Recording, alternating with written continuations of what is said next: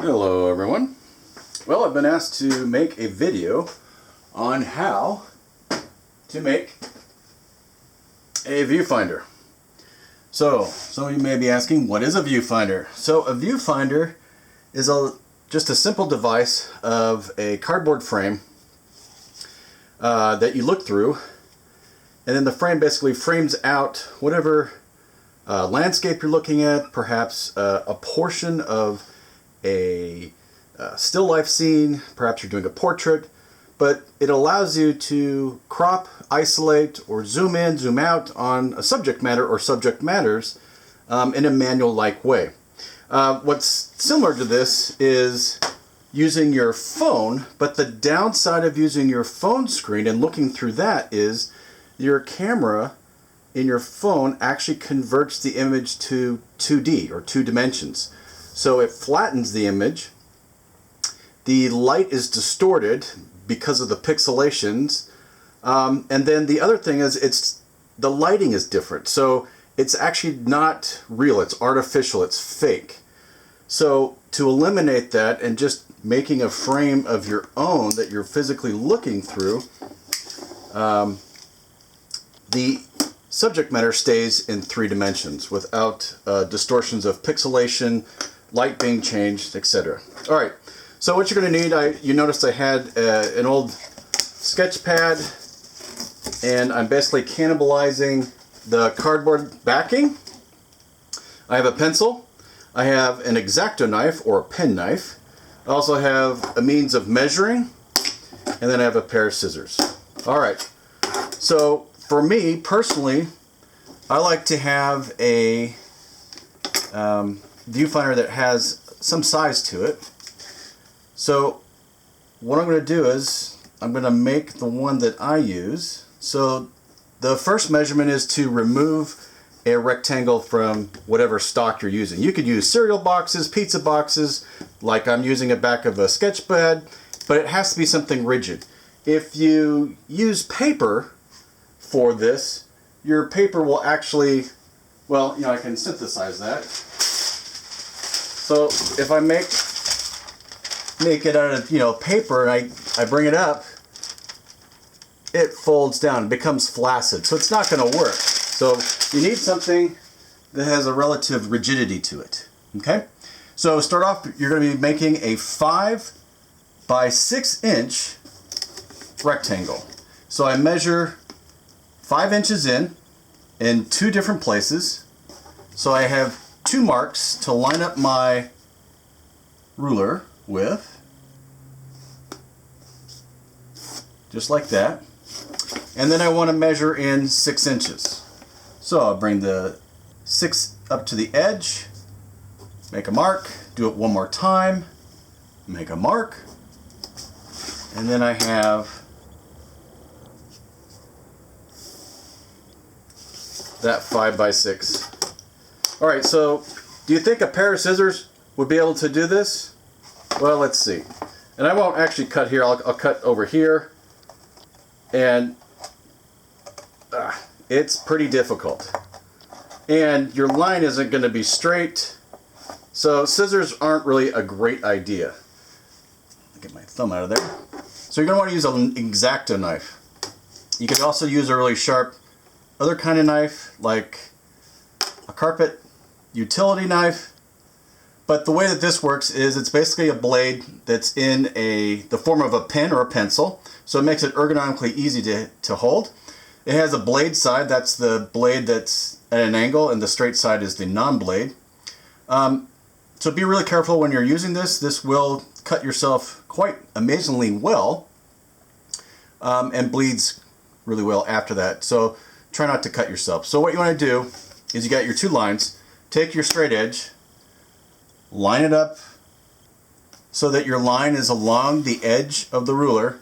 You see where my fingers are? I'm pushing down on my ruler, and I place the blade and it's slightly angled towards the edge of the ruler, and then I just, with medium pressure, I run the edge of the ruler. I'm not pressing very hard, just medium pressure, and I do this a couple of times. What I'm doing is I'm establishing a trench that the knife follows, because I'm not strong enough to actually press through this cardboard with one stroke or one cutting stroke. So I'll do it a couple times because it gives me more control. It's a lot safer, and your cut will always be a lot straighter as well. So it's, you know, stroked it through like 3 or 4 times now. One more time, and there it goes. I can feel it. So now it's separated. Then I'll just do the same thing, rinse and repeat on the other edge. And you notice I've done this in a corner. The reason why I've done it here in a corner, I don't have to make these cuts. So it makes it go a lot quicker. Same thing, hold it, press it down, keep my fingers away from the edge.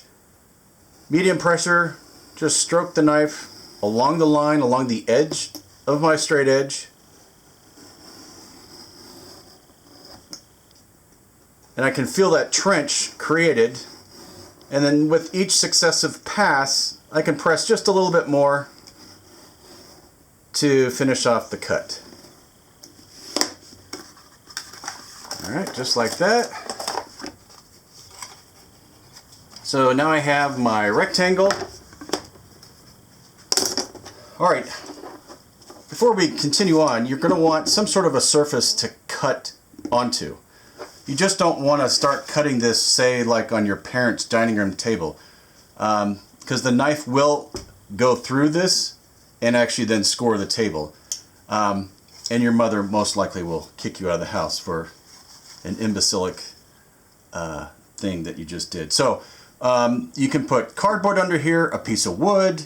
You can do this on the carpet because the carpet will absorb the cuts. But again, you want to have something under it where the blade won't pass through. So here, this is a typical cutting board specifically for this task. And I know all of you most likely don't have this cutting board, but you could also use a culinary cutting board, like the ones you use for food prep. And I imagine that you might have one of those in the kitchen, and that works really well.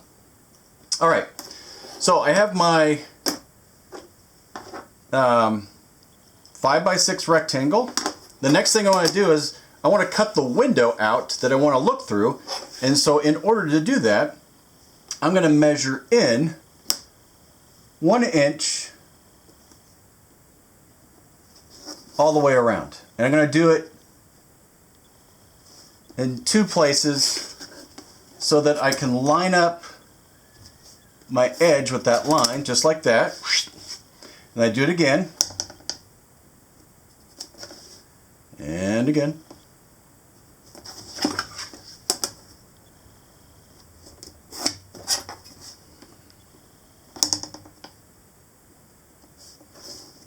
And then by doing this, this will look tight and clean.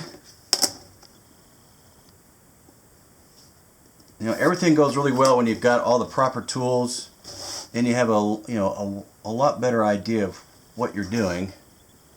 It really helps. Otherwise, if you're kind of shooting from the hip, I mean, you could cut yourself. You may not have everything. You won't make a really good thing. Anyways, so I'm left with another smaller rectangle in the center. This is the window I want to cut out. Okay? Again, if I return to the scissors and go to cut this out, it's like, I can't. The scissors don't work. All right? So again, utility knife, X-Acto knife, that works really well. So again, I just line up the edge of my straight edge along the line of the window that I want to cut out.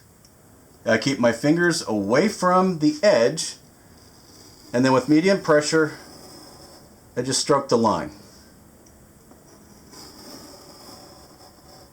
And you see that these lines continue out, and that's where I know where to stop the cut.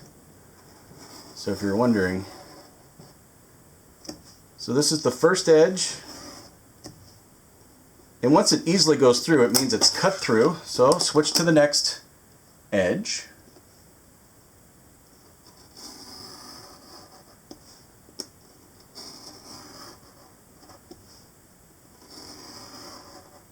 Again, medium pressure.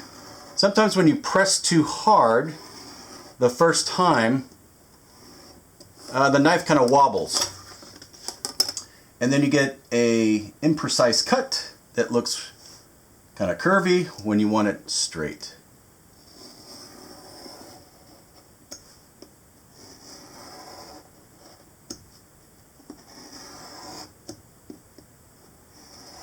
All right, last edge. This is the climax to this activity of creating your own viewfinder.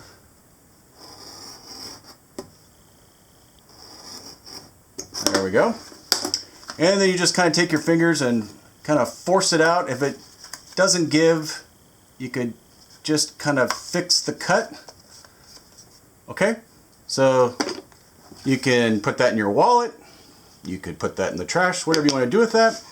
But now I have a viewfinder that I can use to look at my still life.